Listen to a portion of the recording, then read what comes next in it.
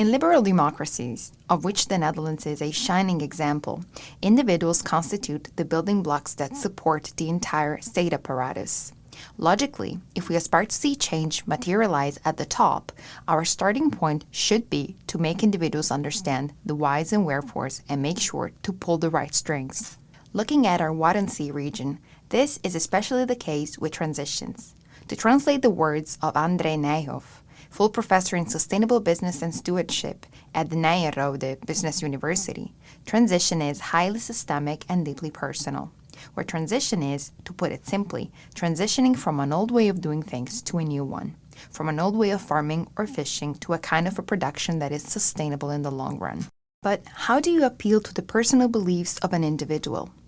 You can start by informing people, but the role of information alone should not be overestimated. In fact, to date, if it is true that we can find all the information we want on the web, it is also true that the world is still filled with people who smoke, who eat more sugar and drink more alcohol than they should. For things to change, a problem needs to be perceived as a problem to begin with.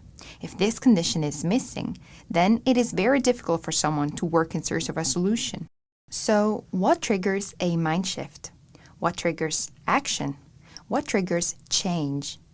In the example of the stranded whale, for instance, the triggers were knowledge, pride, and guts. But now it's your turn, dear listener. In your experience, what has convinced you to change your opinion about something? What has pushed you to think differently? While you think, I will give you an example.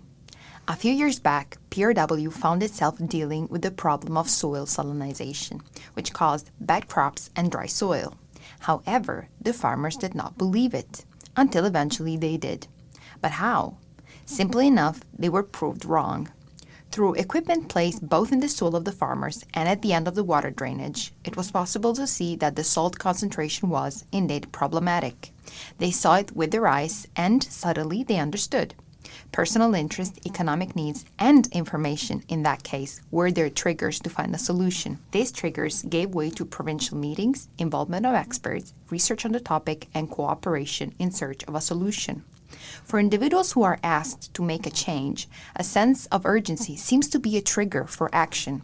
In the case of the farmers, their entire crop, profit, and life depended on it. It was a deeply personal matter because it could relate to the narratives of their family.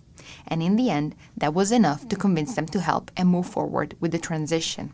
PRW was able to pull the trigger. But how do you do that? Getting specific with suggestions on how to act and react can often pull the trigger, as well as taking into account costs and habits. What's more, individuals are set in motion when a problem touches them closely. It can be something that takes their pride, that aligns with their logic, or a scenario that brings up a memory from their past. These dimensions can be brought to light in an informal, non-judgmental environment that instills trust and confidence in those within. What I'm trying to say is that triggers can be activated in a soft space, but that, to date, there seem to be not enough of them.